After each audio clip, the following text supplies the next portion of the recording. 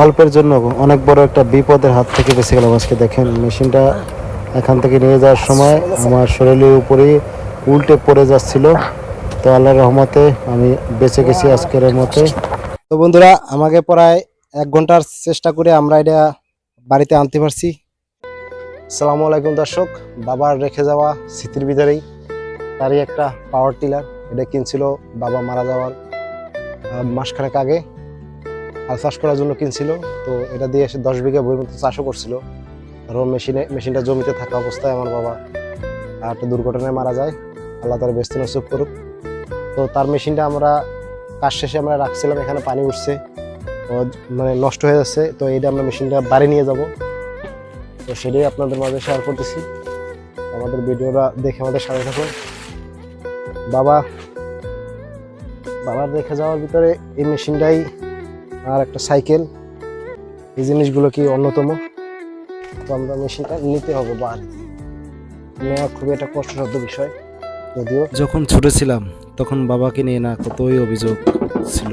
এখন বড় হয়েছি, বিবাহ করছি, আমিও বাবা হয়েছি। তো এখন বুঝি আসলে বাবাদের প্রতি কোনো অভিযোগ থাকে না, কারণ বাবারা তাদের সর্বোচ্চ চেষ্টা করে আমাদের সুস্থ এবং ভালো রাখার জন্য। হয়তো বা দারিদ্রতার কারণে অনেকজনে পারে, অনেকজনে পারে না।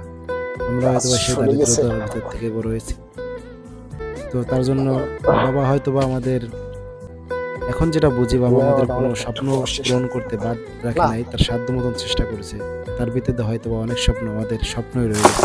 তো এটা নিয়ে বাবার প্রতি কোনো অভিযোগ নাই, আর থাকার কথাও না, কারণ বাবার মতন আর কেউই হয় না। বাবাদের প্রতি সবারই অভিযোগ থাকে, তো আমাদেরও ছিল যখন আমরা ছোট ছিলাম। বড় হয়েছি, এখন বাবাও হয়েছি, তো এখনই বুঝতে পারি যে আসলে বাবার প্রতি কোনো কারো অভিযোগ থাকে না। এরকম আমিও ছেলের বাবা হয়েছি, এই যে আমার ছেলে, আমার একটা মেয়েও আছে। তো এখন বুঝি বাবা ছেলের জন্য কত কষ্ট করেছে, কত মেহনত করেছে, ঠিক আছে, তাদের বড় করার জন্য, মানুষের মতো মানুষ করার জন্য। অথবা মানুষের মতো মানুষ হতে পারে না পারলেও মোটামুটি বেঁচে তো আসে। বাবা তার সর্বোচ্চ দিয়ে হয়তো চেষ্টা করছে আমাদের ভালো রাখার জন্য। তো আমার বাবা আমাদের ছেড়ে চলে গেছে প্রায় 8 মাস হলো। তো বাবার জন্য অনেক খারাপ লাগে, দোয়া করি বাবা আল্লাহ তাকে বেঁচে নসিব করুক। তো তার এই একটা মেশিন সে কত শখ করে কিনছিল চালাবে, মেশিনটা সে 1 মাসও চালাইতে পারে নাই। এই মেশিনটা আমি সাথে থেকে কিনে দিয়ে আইনে বাড়ি এনে সেট আপ করে মেশিন স্টার্ট দিয়ে চালিয়ে দিয়ে আমি ঢাকা গেছি। ঢাকা যাওয়ার কিছুদিন পরে আমার মানে বাড়ি থেকে ফোন আসে যে বাবা মারা গেছে। তো কি বলবো, বলার ভাষা হারিয়ে ফেলতেছি। তো আজকে হচ্ছে মেশিনটা বাড়িতে নেওয়া লাগবে।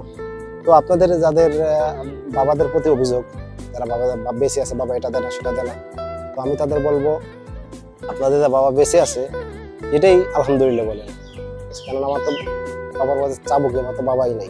তো এটা রাস্তা কাদা থাকার কারণে আমরা রশি বেঁধে টানার চেষ্টা করলাম। তার রাস্তা কাদা, তার জন্য ডেবে যাওয়ার কারণে এবং পা পিছলে যায়, তার কারণে শক্তি দেওয়া যায় না। তো তার জন্য পরবর্তীতে চেষ্টা করলাম যে এটা ঘুরিয়ে ঘুরিয়ে নেব। তো ঘুরিয়ে ঘুরিয়ে নেওয়া যায় যদিও, কিন্তু তারপর অনেকটা কষ্ট হয়ে যায়, হাতে অনেকটা প্রেশার পড়ে। তো তারপরেও ঘুরিয়ে ঘুরিয়ে নেওয়ার চেষ্টা করতেছি, কারণ এটা ছাড়া আমাদের আর কোনো উপায় নাই। মেশিনটা মোটামুটি অনেকটাই ওজন আছে, রাস্তা নরম, বৃষ্টি হয়েছে, কাদা, তো তার জন্য চাকাটা অনেকখানি নিচে ঢুকে যাওয়ার কারণে মনে করেন যে এটা আমাদের ঘোরাইতেও অনেক কষ্ট হচ্ছিল। এখন কিছুই করার নাই, এটা নিতে হবে। আমি, আমার ভাতিজা, সাথে আর একজন আছে, 3জনের চেষ্টা করে নিচ্ছি বাড়িতে। তো বন্ধুরা, আমাকে প্রায় 1 ঘন্টার চেষ্টা করে আমরা এটা বাড়িতে আনতে পারছি, কারণ রাস্তায় অনেক কাদা ছিল, এই যে দেখেন। আর মেশিন তো অনেকদিন ফালানো ছিল, তার জন্য স্ট্যান্ড নিচ্ছিল না, তার জন্য আমাদের এটা ধাক্কায় আনতে হয়েছে। আমরা 2-3 মিলে কাদার ভিতরে ধাক্কায় আনছি। তো এটারে এখনো অনেক কাজ বাদ আছে, কারণ এগুলোকে অনেক মাটি মাখানো আছে, এগুলো পরিষ্কার করতে হবে। পরিষ্কার করে এটা সুন্দর করে রং টং দিয়ে তারপরে এটা ঢেকে রাখতে হবে, কারণ ঢেকে না রাখলে এটা হচ্ছে মরিচা পড়ে যায়, জং ধরে আসলে নষ্ট হয়ে যাবে। তো এটা হলো, এখন পানি নাই, পানি থাকলে আমরা এখনই ধুয়ে ফেলতাম, কিন্তু পানি আসলে তারপরে আমরা এটা দেবো। তো বন্ধুরা, আমাদের এই আজকের ভিডিওটা কেমন হলো অবশ্যই সবাই কমেন্ট করে জানাবেন, আর যারা অবশ্যই বাবাকে ভালোবাসেন ভিডিওতে একটা লাইক করে দিবেন, ঠিক আছে। তো ভালো থাকবেন সবাই।